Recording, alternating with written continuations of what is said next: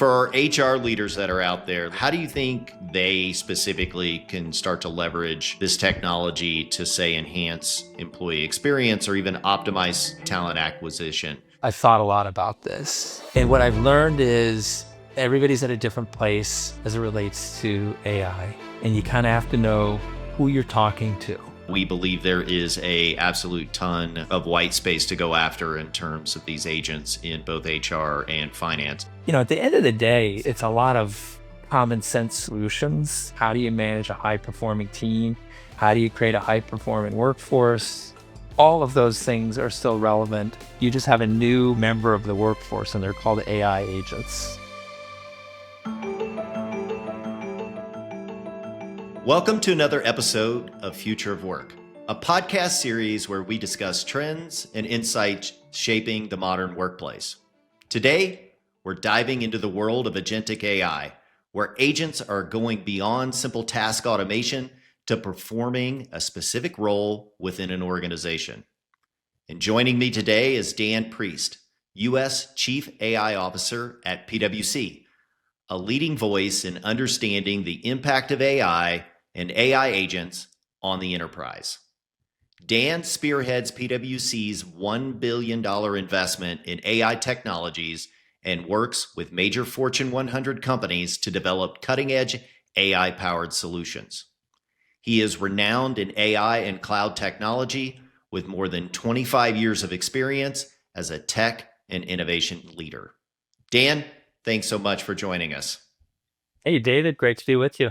All right, so Dan, PwC just published a report on AI agents and how they can reimagine the future of work, your workforce, and your workers. The report highlights the speed and significance of this transformation. And as you know, we're equally excited about the potential of Agentic AI. So I'm really looking forward to our discussion today. Yeah, me too. Yeah, it's changing a lot in the ways of working, and so much so that it's laddering up to a strategic shift in the businesses we serve. So lots to talk about. Yeah, can't wait. All right, so let's dive in. I want to start out with the definition of AI agents. And for anyone who's listening who might not be totally familiar with the buzzword, I can't imagine anybody doesn't know what that is at this point. But when we say AI agents, what exactly are we talking about, and how are they different, say, from most of the AI that we become familiar with today?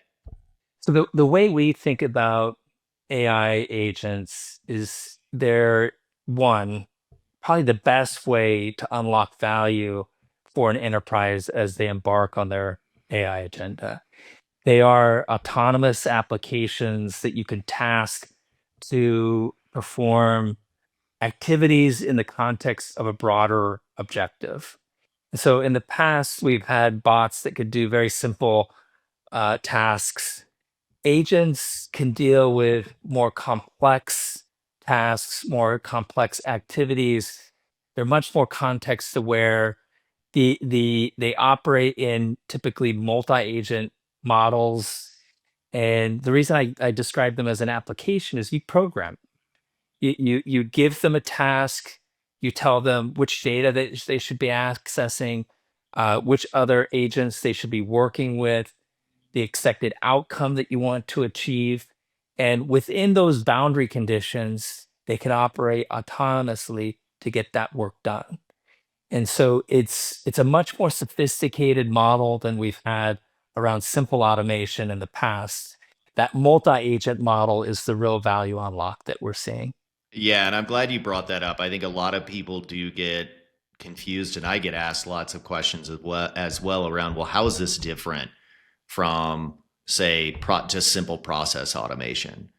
So I think you hit on some key things there. One being that, they do have the ability to actually go beyond just simple go from step A to step B to step C. They can actually, if step B is not there, they can think about where can I go to get to step C, which is very different than what we've seen previously. And we got a little bit of a head fake too when we started using Gen AI. We were using it in very simple ways. right? We were asking it to write an email. We were asking it to write a memo. Our kids were asking for help with their term papers.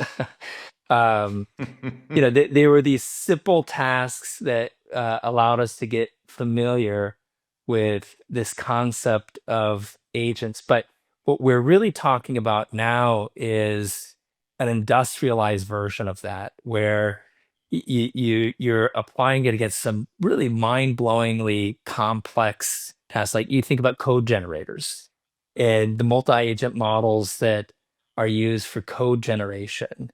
That's much more sophisticated than a simple tasking of go do A and get me the results and bring them back. That is, I'm going to plan, I'm going to design, I'm going to configure, I'm going to test. I have many agents doing many different activities that all have to be coordinated within certain boundary conditions. The human is overseeing it, and the results are really phenomenally good. So it's much more sophisticated than I think past automation techniques or even the first look that we got at Gen AI. All right, so let's dive into the report a little bit, right? So from your perspective, what are some of the key findings from the report that leaders should be maybe most concerned with, and are there any aha moments they should be looking for?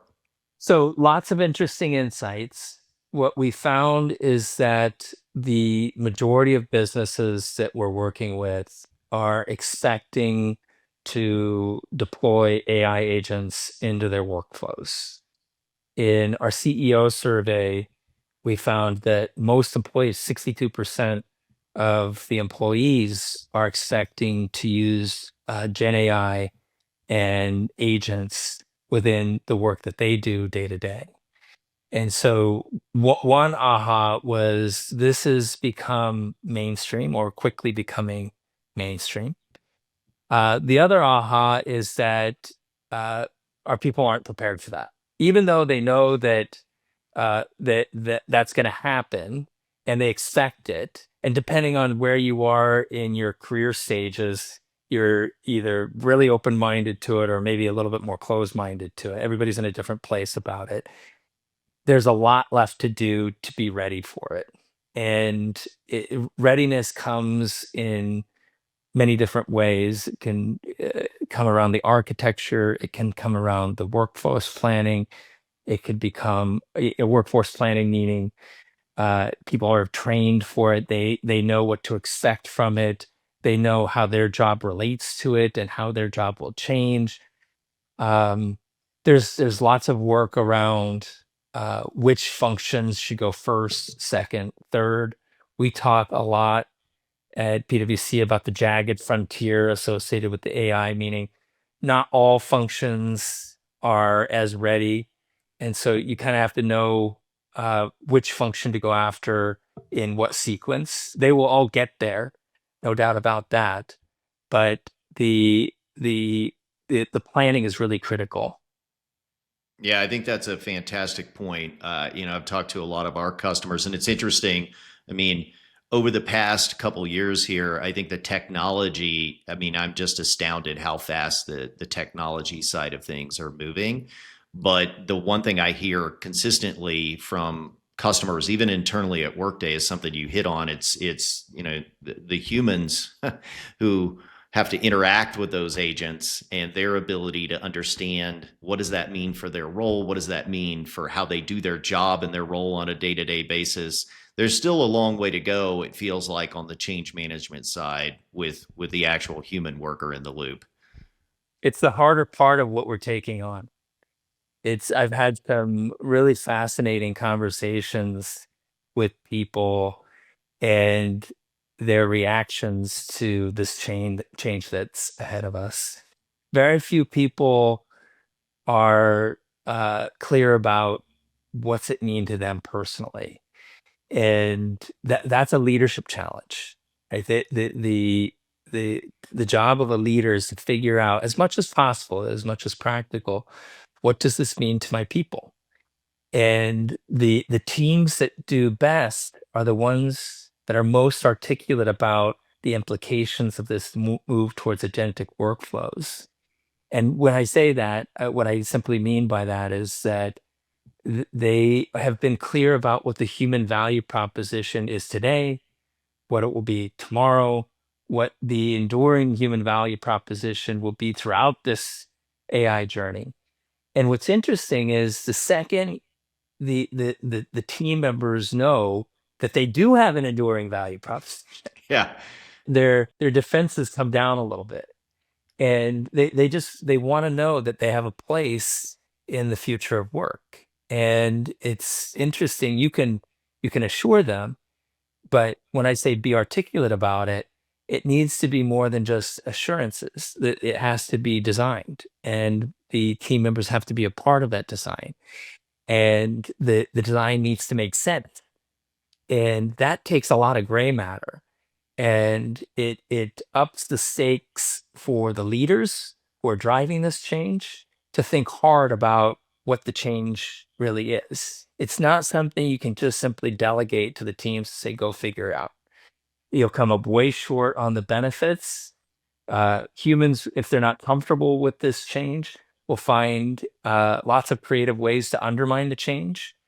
And if they're motivated and they're excited about what's ahead of them, they can also find some really creative solutions to the natural problems we'll have to solve to unlock the value associated with this change. So there's a lot of really hard work ahead of us, but the value proposition is so stunningly good that that work is worth doing.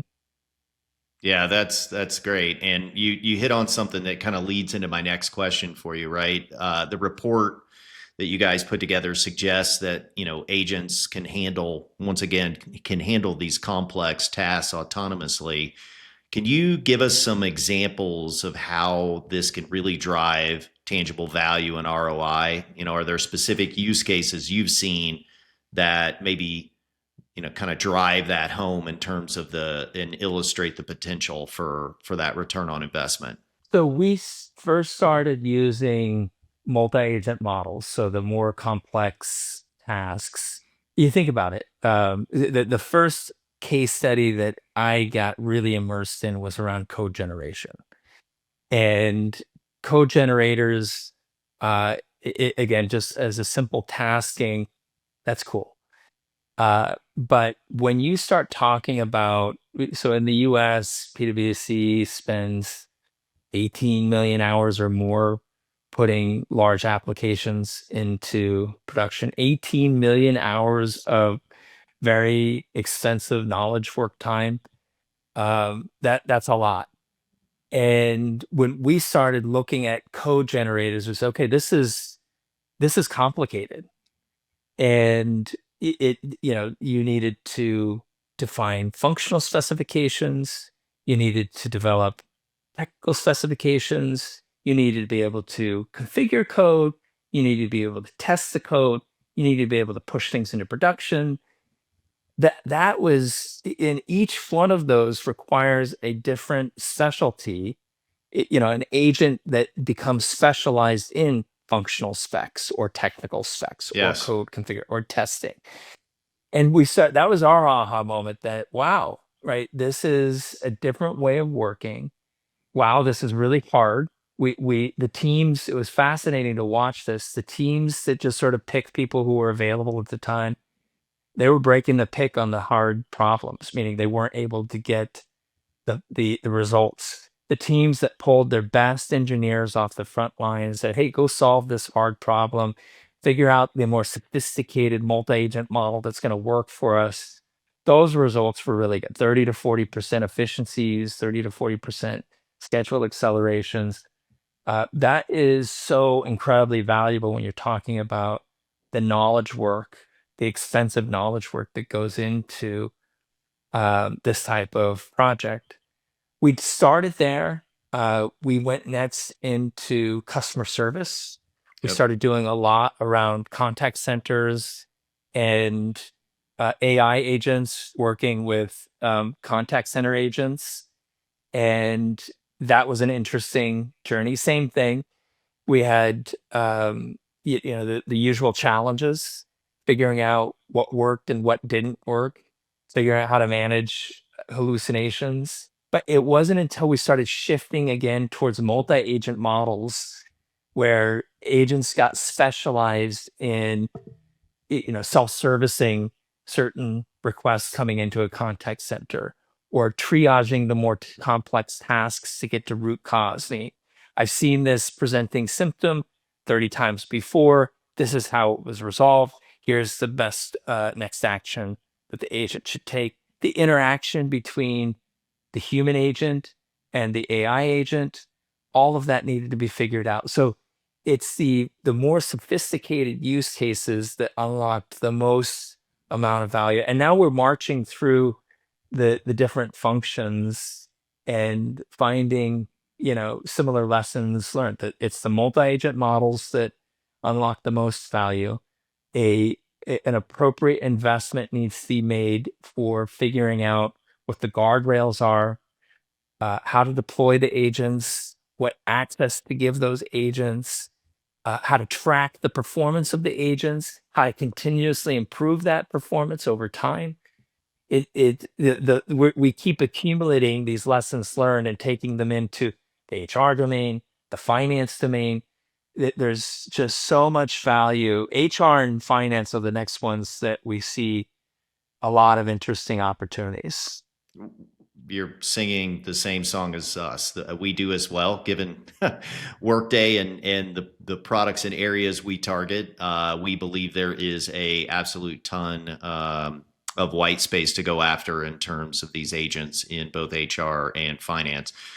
I want to dig in a little bit on how these agents then are impacting, say, something like talent strategy, right? Yep. You mentioned this earlier.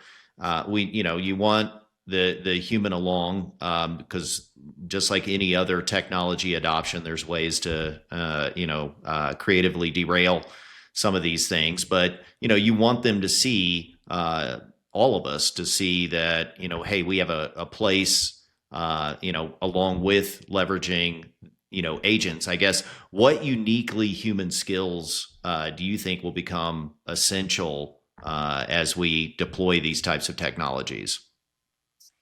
It's such a terrific question, and it's fascinating to think about what's happening right now. If you think about this journey that we're on, what's happening is intelligence is commoditizing. It's becoming ubiquitous. And if everybody has intelligence, is intelligence really the differentiator? Or is it just, we're driving intelligence into our workflows to achieve the table stakes? And then we have to really dig deep on what the differentiator is.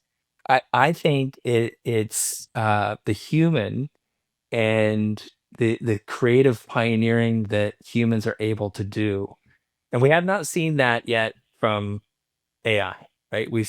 They can perform, AI can perform creative tasks, but the real creative pioneering, coming up with a new business model, um, creating a work of art. There's examples, there's one-off examples, but the way the human mind works and the way we're able to apply first principles thinking to solve never before solved problems is really profound. And so that critical thinking, that first principles thinking will definitely be the domain of the human. The AI will create a boost for how that gets done. So certainly humans will have a benefit from AI as they think creatively. I use AI a lot for research, and so I'd show up smarter to topics than I had before, right? But Yep. in terms of creatively thinking through and deconstructing problems and coming up with innovative new solutions, that's happening largely within the human teams, boosted by AI. The other interesting thing is you think about who gets ahead today. It's not Yeah. necessarily the smartest person in the room who becomes the best leader or the highest performing team member. It's the person who is the most sympathetic, the person who is the best collaborator, the person who is the most insightful, the person who gets stuff done, like actually can take action and get stuff done. It's, there's some, if you just think about what makes a great leader, intelligence is certainly a part of it. But again, intelligence is becoming pretty ubiquitous pretty fast. Yes. Everybody's got to invest in it. That doesn't mean don't worry about it. It's just going to happen. Like everybody has to invest in achieving those table stakes. That's why it's so important to up level, the quality and the substance of these workflows. But what differentiates you are very human qualities, the ones that I just named, and that will be the domain of the human. So you can tell, I think, I am an AI optimist. I think it will grow the economic pie. We'll be able to solve harder problems than we've ever solved before. The human value proposition is strong, and we should be investing in it. In terms of career development, those things, it's really fascinating. This is also really interesting to me. For years, we've been wringing efficiencies out of processes, make it standard, make it efficient, improve profitability. Now we're saying, okay, that's really important, but now we want you to be creative too and innovative. Yeah. and, and those skills, we haven't invested as much in the creative and innovative even though that is the domain of the human. I mean, we are great at that. Yeah. We haven't invested as much in that first principles thinking, critical thinking, scientific approach to problem solving. So I think there's a big investment leaders need to make in upskilling their people to, one, feel really good and confident about what the human value proposition is, and two, exercise and develop those innovation skills that are going to be so important, and three, the just like anything else, we have to learn how to use these new tools and techniques. So the other investment is, how do you get the AI boost, the AI Yeah. performance boost? All of those things need to be planned for in terms of talent development. Yeah, I think that's great. I'm in your boat. I'm an AI optimist as well. I do think it's going to grow the pie also. And when I find it interesting. I think what I've seen early is being inquisitive as well is actually a skill set that I think when you're leveraging AI is important.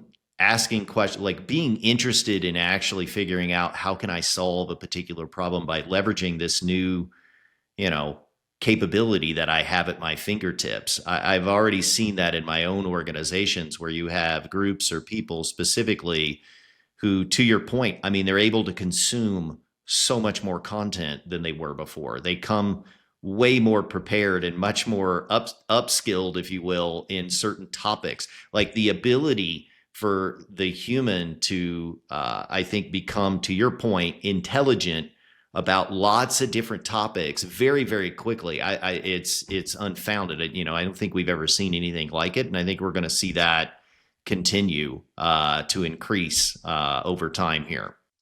Absolutely. And we want that.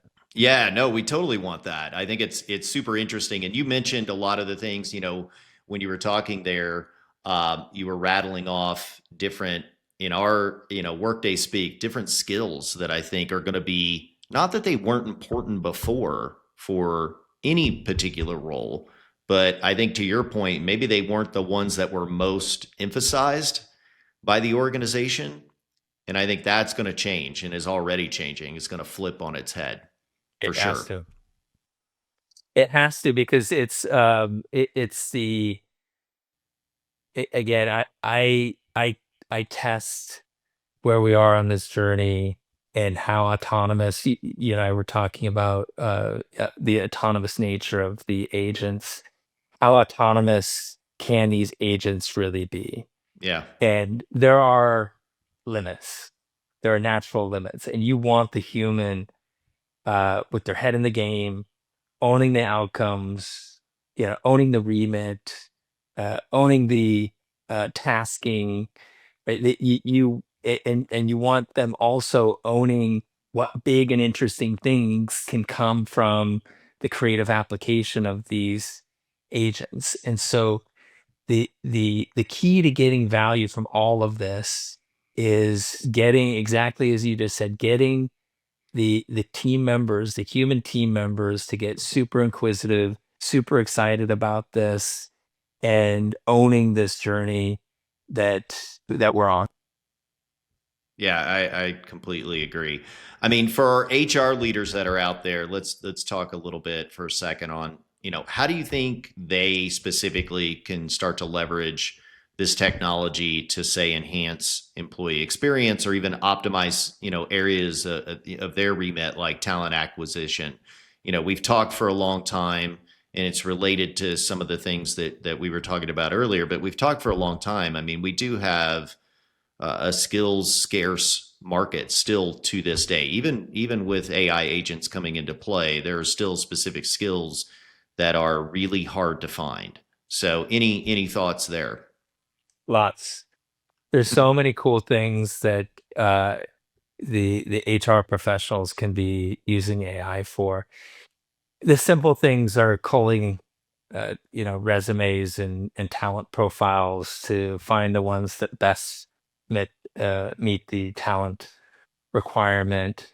The other interesting one is, we're so afraid of agents introducing biases to the process. Well, agents can also detect human biases in the They process can. that already exist. And you don't want those biases uh, playing a role in selecting your talent as much as Correct. possible, right? And so the way, I'm a big believer in giving a lot of instruction to your AI agents, just like team members. The more context you set for them, Correct. the more goal setting you do for them, the more Yep. detailed instructions you provide to them, the better the results, right? That Yeah. you start narrowing down. I mean, you're talking about the value prop when we announced Workday Agent System of Record. I mean, that's exactly one of the key value props we see with that particular capability is just like a human. I mean, the way you manage a human and you start to look at how you want to manage ongoing an AI agent, there's a lot of similarities there. I mean, take away AI agent from the first part of your sentence and you sounded like you were talking about either me or you coming into a company, right? I want to onboard you. I want to give you context, right? I want you to understand, hey, yeah, you're an accounts payable person or you're a talent acquisition professional at this organization and there are certain things that are similar no matter what because of the role, but we have things that we do very specific here and you need to understand that. That's the same for an AI agent. That's exactly right. And I've found that again, the human that is tasking those agents, the more they, it's interesting because these skills didn't exist. A prompt engineer really didn't exist a few years ago. Yep. Now your ability to do really good prompts makes a difference in your performance. And I've seen some prompts that are about a page. I've personally worked on prompts that are about a page long. Oh yeah. Yep. And right, and you can see that in, given the complexity of the roles that a recruiter is recruiting for, or a managing, a manager is hiring for. There's lots of really good direction you can give to an agent to get a better set of candidates. The other interesting thing is just personalizing the employee experience. I have, it's interesting. I'm on the later end of my career, and what I want is going to be very different than what a new college graduate is going to be looking for. And, giving, in the past, AI was really good at predicting. Yeah. Like machine learning was very good at predicting. What Gen AI gave us is it's much more context aware, it's much more cognitively powerful, and it's got this cool natural language interface. And what that does for you is it gives you personalization. It allows you Yeah. to personalize things that you weren't able. So I would much rather have a personalization engine, which is what an AI agent does for you, versus a just a predictive agent. I like the predictions, but what I really want is to have an agent there available to a new employee to personalize the employee experience that they're going to want and that will make a difference to their career journey. That could be training, that could be finding communities of interest, that could be so many different things to so many different people. But now you have a way to personalize the employee experience that you didn't have before. Yeah, I find it interesting too with AI agents kind of in that experience bucket. I agree with everything you're saying. I mean, there's so much we could dive into there, but one of the interesting, I think, things is, I think about take any senior level executive, throw me or you in that bucket at our respective companies, right? I mean, we typically have a very decent sized team, a support team around us that are experts in all of these different areas. Like, hey, I'm going to make you a better manager, right? I have an HR business partner who, ensures that I'm doing certain things and I understand when we need to do things like succession planning and am I thinking about it the right way? All of these things. I have lots of those folks around me to help make me honestly, a better people leader here at Workday. With AI agents, you could deploy that to every single employee. That's Everybody right. could have a team of those people around them, helping them become either a better, individual contributor or people leader, or even within their role. I find that, once again AI optimist as well, but I find that fascinating to think about. Me too. And then the other interesting part of the AI value proposition to HR professionals is just eliminating a lot of the mundane. Yes. Tasking agents to do what you don't necessarily want to be doing.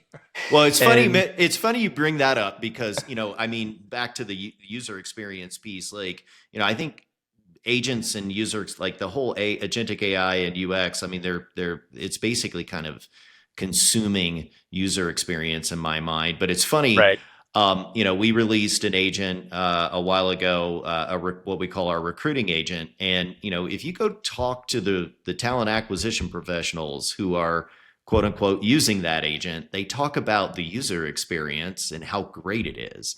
And they're not talking about that. It took me a while for the bulb to come on as to really what they were talking about. It had nothing to do with the traditional UX that I think of as a product person. What they were talking about was there were 5 mundane things I used to have to do that I don't do anymore, and I love it. I right. absolutely love it.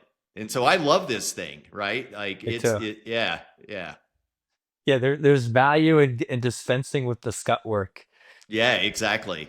I think that's one thing everybody, like kind of back to, the change management aspect of things. And that was actually going to be my next question, right? I mean, we're at a point where I think as we deploy these agents, right, we're going to really rethink the nature of work itself, and there's going to be a significant amount of change management that's needed. Can you walk us in your mind through some critical steps that maybe some of our leaders listening to this should take to ensure the successful adoption of these agents? Because I think when they do, like I said, back to our recruiting agent, when they successfully adopt them, the user experience goes way, way up. Yeah. So a few things, and I spend a lot of time, a surprising amount of time, coming up with organizational change management strategies. More time than I expected, honestly. I thought this was going to be about unlocking the value of a technology. I was really excited about transforming businesses. I'd say at least half, if not more of my time is spent on getting the people part right. And so I've thought a lot about this. And what I've learned is everybody's at a different place as it relates to AI. and you kind of have to know who you're talking to. And I found it helpful to create personas that you Mm. can manage the change with. One persona is the AI skeptic. Skeptics, you can talk about root cause. That gets into a psychological discussion that I probably am not qualified to have. But the reality is, the words that come out of their mouth, I don't believe it. It's a lot of hype. It's overstated. It ain't gonna happen. Even if they're quiet, you can, see the cloud bubble over their head with those key points. Yeah. And sometimes their silence is deafening in some key situations. You have to know who the skeptics are. And sometimes those skeptics are in key management roles. Yeah. And it's really important to make sure you pull those skeptics along and motivate them to think differently about this journey. Then there's the realists. And the realists are, I believe this AI thing is real. I think these agentic workflows, there's something to, I don't know how fast things are going to change. I don't know how far this is going to go, but I buy into it. I'm realistic. I just want to be fact based and data driven in how I take this journey. And then and that's a good cohort. And then you have the zealots. And Yeah. the zealots are like, I'm all in. It's going to change the world. It's going to change the world for the better. They're thinking big, and they're the ones who will do big things. And you want to find your zealots too, because of what I just said. That they are the ones who will think creatively in unbounded ways that create moments of truth on what's possible, and frankly, could also uh, spend a lot of money that doesn't have a lot of return. You got Yeah. to manage that too. But the change strategies, get the skeptics at minimum into the realists bucket, and find your zealots, and make sure that they have appropriate guardrails to experiment within, and that you are creating those Yeah. moments of truth and those exciting proof points that you can advertise. And then uh, there's some tried and true organizational change management techniques that are still highly relevant. I did a big transformation many years ago, and the CEO of a client organization said to me, Dan, it's really important for people to understand what's going to change, but it's also really important for them to understand what won't change. Yeah. It goes back to my point about being clear about what the human value proposition is at the end of this journey. So Yeah. if you know that you're still going to own the relationships, you're still going to be the decision maker, you're still going to set the strategy and be accountable for this, there's some important things to anchor on that won't change. And then the last thing I'd say for organizational change management is you've got to incentivize it and reward it. All the blocking and tackling aside, all Yeah. the importance around good communication, but incentivizing people to take some risks. You said it earlier about finding the people and finding the ones who are curious and inquisitive, but reward that, right? Yeah. Find that and reward that, and showcase them, and make it show up in the performance reviews that they are taking good risks and achieving good outcomes because they're willing to change. And so lots of things that have worked in the past continue to be relevant. And then just the human reaction to AI is not to be underestimated. And there's some new things, being able to be realistic about this journey, and have an honest conversation about how disruptive it will be, and acknowledging that, not whitewashing it, I think is really important. Great. I mean, I think that that kind of goes to my next question I was gonna ask. It's a little bit on the flip side of the change management piece, but have you seen what are some common pitfalls? As maybe some of your clients have introduced either AI agents or just AI in general into their organization.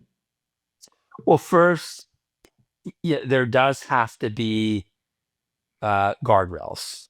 And I know, with, Workday agent system of record, you have the ability to register an agent and track an agent and give user-based privileges to that agent and report. Correct. Those are all incredibly important, uh, sort of prerequisites to getting this right. You don't want agents running loose, unbounded, in production environments that aren't tracked or managed. And so, giving the appropriate access to the appropriate data, given the task that agent's been assigned, that's critical. Having a multi-agent framework to live within. So I believe what we're really doing here is creating high performing teams. And what we've learned in a modern organization, forget it, you said it before, forget about AI agents or human workers, forget about all that stuff. What we're really doing is creating high performing teams. And if you think about it that way, what we've learned is high performing teams, they're diverse. Correct. You pull from a lot of different backgrounds, you pull from third parties, you pull from different parts of the business, and the more diverse those teams are, the better performing they typically are. Same is true with this new model that we're entering with multi agents, right? You have to create the ability to create seamless, diverse teams made up of humans, made up of different specialties, made up of different organizations. So you'll enter certain spaces that have multiple agent frameworks active. You have to make it Yep. seamless so that it feels like a cohesive team at work. And so the pitfall you want to avoid is not managing that multi-worker model, and not creating these seamless frameworks that bring it all together to become a high performing team. Like the diversity matters, having ways to manage that diversity and the heterogeneity around the architectures, all of those things are relevant in an agent world. Yeah, I think that makes a lot of sense. I mean, I think it's one of the big value props that we talk about with, with Workday in general is it's one place to see your entire workforce, regardless of whether that's a full-time employee, a third-party contingent worker, partner, contractor, and in, here now, a digital worker as well. Being able to That's see right. all of that, to your point, right? You want to be able to optimize the team. And so I think that makes a lot of sense. All right. Well, I got one last question as we wrap up here. How can leaders ensure responsible A? This is one we get asked all the time, and it's also one that I feel like it continues to move quite a bit, but really ensure responsible AI governance, right? Particularly in sensitive areas. We deal with financial data, we deal with employee information, right? How do you balance innovation and risk mitigation? Yeah, it's a really important point. We think about responsible AI extensively. And so all that change management that we just talked about, you can net it out as you're creating trust in AI. Like we just literally had a conversation about the importance of setting guardrails and not giving access to data that's not required to perform particular tasks. That creates trust in these multi-agent frameworks, right? If you've got the training that has been done to ensure people know that that's important. You've got the architecture in place to enable that. You've got the policy in place that are the real guardrails that people are educated about. Now I start to have trust in AI. And so that's really the goal with any RAI program is to create trust in AI. And that's what I would emphasize is make sure there's a policy, make sure there are practical rules about accessing data, It's sort of like you're talking about the workforce includes non-employees, contractors, Correct. and you would not give a contractor total access to all your data or all your systems. You would provision access based on what you contracted them to do. That is Yes. true for AI agents as well. And people should know that. They should be trained about those good practices. And there should be some policies in place so that when you onboard and register those agents, there's a standard way to do it. So, at the end of the day, it's a lot of common sense solutions, and a lot of what we've done, a lot of what Workday has done in the past around how do you manage a high performing team, how do you create a high performing workforce, all of those things are still relevant. You see, you just have a new member of the workforce, and they're called AI agents. Yeah, I think that's well said. And so, Dan, thanks for an incredibly insightful conversation. Anything you want to leave our listeners with? One last thought? The only thing I said this in the beginning, but one of the things that I'm really excited about is thinking ahead and how this all ladders up to new business strategies. We're talking about really significant change. And I'd mentioned it, the differentiator point.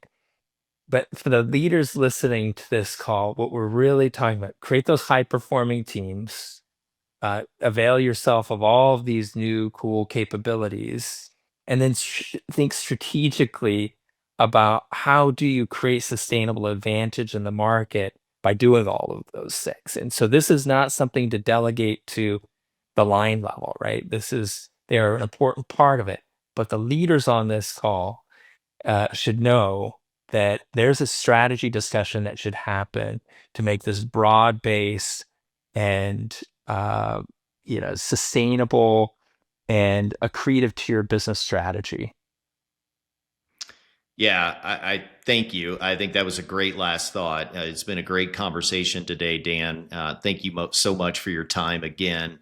And I agree. I mean, I think for all of the leaders that are listening to this, right, this starts with you. It's got to start at the top. You know, AI agents in general, they really do offer an immense potential for driving. We talked about things like efficiency, innovation, enhanced employee experience, all of the above. And the strategy starts with you. So I think that's a great point to take away. So to learn more about the insights we discussed today, you can check out PwC's report, which we've linked in the show notes. And for those of you looking to explore how these technologies can help your organization, visit workday.com/AI.